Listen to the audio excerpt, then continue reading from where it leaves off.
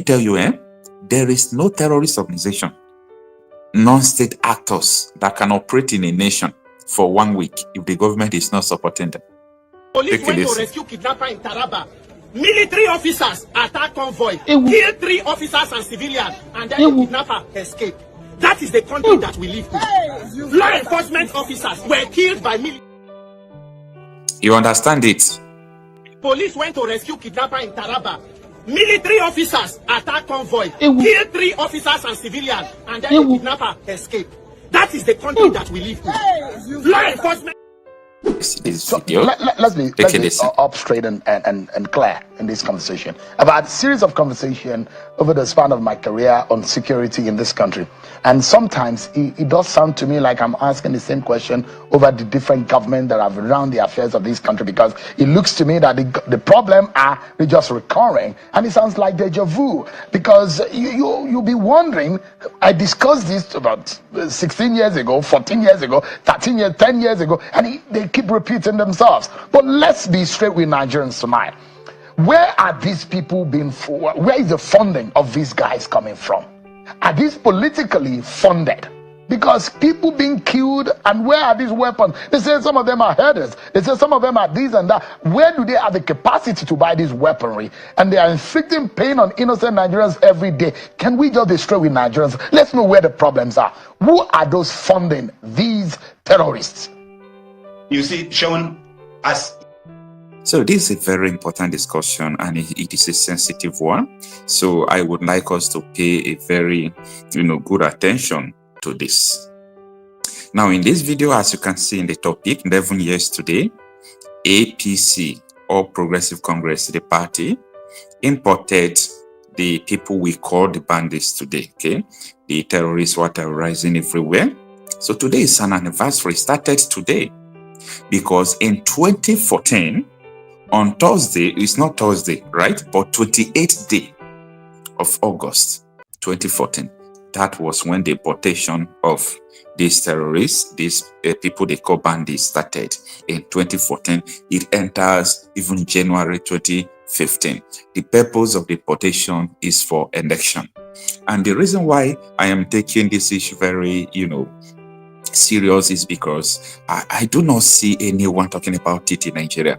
Does it mean that these people were able to shut the mouths of over 200 million up?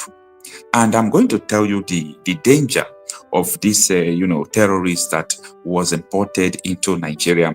Every now and then, people used to hear it. It sounds like a movie. It sounds like a play. No, these people are not serious. How can you say people imported terrorists into Nigeria? It doesn't sound well to people. And that is why I really want us to deliberate about this matter. Okay? Now, every now and then, we used to hear about bandits. We used to hear about these people terrorizing from across the country. Okay? We used to hear them, and their activities is very, very, evil. It's a terrorist act. And since 2015 till today is about 11 years, okay? And these people have killed almost 1 million Nigerians. Almost 1 million Nigerians, okay? And some data said over 1 million Nigerians. So these people have killed more than 1 million people. And the worst thing is that the people who imported this set of people who are terrorizing are the same people who are ruling you. That is number one. Then number two, let's go into what it has caused. It fuels agitation from across the country. When you see different agitation, people agitating to leave the country, it started when they noticed that the APC government were importing terrorists. You get it right? It started when they discovered that the APC government, they were not government then.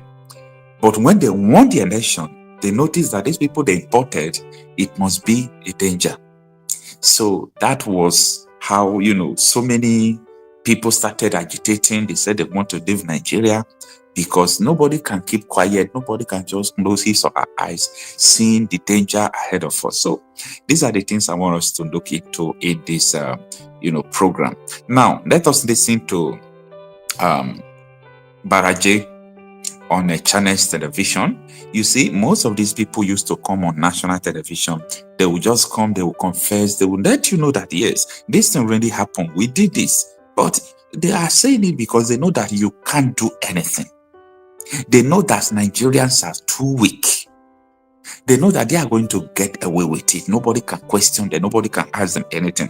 Your influencers are not ready for this topic.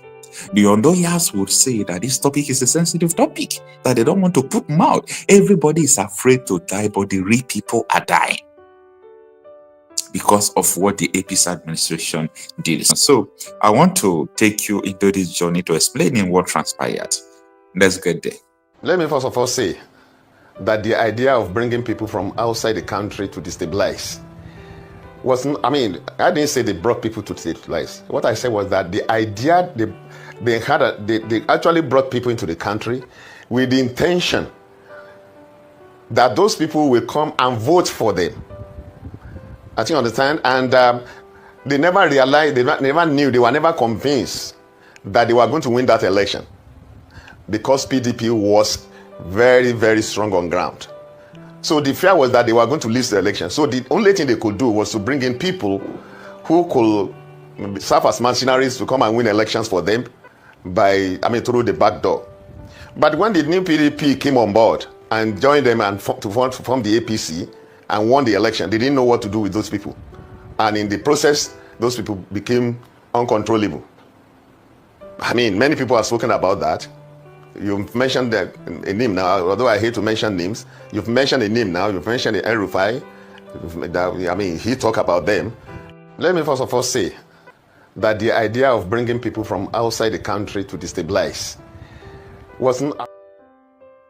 All right.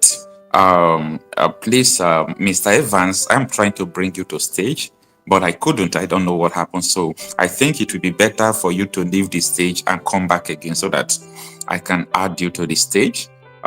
Peace man, you are welcome. All right.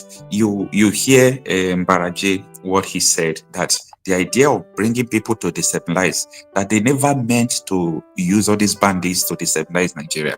That what they meant from the beginning was that let us bring them to win election, let us bring them to remove Goodluck Jonathan. That was the essence, the primary purpose why they brought these people into the country. You can hear him saying that, right? That when the likes of Bukola Sariki, the Nomendaye, Atiku Abubakar, when these people now joined the All Progressive Congress, they abandoned, in the, let me use the word, in the eve of election, when the election was so close, they abandoned Goodluck Jonathan. So they now entered APC. So this man is saying that they don't know what to do with these terrorists again.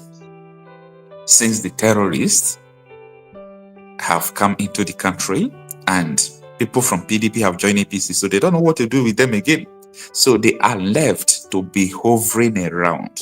And that is why today, if you see where all these bandits are terrorized, the government don't put them out because it's the same APC government that imported them into the country. Listen to what the man said. Let me first of all say that the idea of bringing people from outside the country to destabilize wasn't, I didn't say they brought people to destabilize. What I said was that the idea, they actually brought people into the country with the intention that those people will come and vote for them. I think you understand? And they never realized, they never knew, they were never convinced that they were going to win that election because PDP was very, very strong on ground. So the fear was that they were going to lose the election. So the only thing they could do was to bring in people who could serve as mercenaries to come and win elections for them by... This is a treasonable act. Why is it that nobody is talking about this? I continue to ask questions. And that is why we have to raise awareness. You have to raise campaign that the APC government you are worshipping are the same people who imported terrorists that are killing you. But nobody is talking about this. But I think we are ready to go after it now. We are ready for this now. All right. Let's tune into our guests. I don't want to be repeating videos. Don't forget that this is the same statement that Enyi Nanya Baribe, El-Rufai, Kuwa Baraje, they said this every now and then on national television, that these people imported these terrorists into the country and so on and so forth. So this is a very terrible situation we have find ourselves. You see, there was something that happened in one of the states in the north where the police, hijacked or intercepted kidnappers. They arrested them. The military came and opened fire and killed the policemen and allowed the terrorists to go free. It doesn't happen anywhere in the world. So if you begin to dig deep, why is all this thing happening? Why is it that? Let me tell you, there is no terrorist organization, non-state actors that can operate in a nation for 1 week if the government is not supporting them. You understand? So why these Randy Peters were protesting and the police were trying to stop them? He was telling police this thing. Police went to rescue kidnapper in Taraba.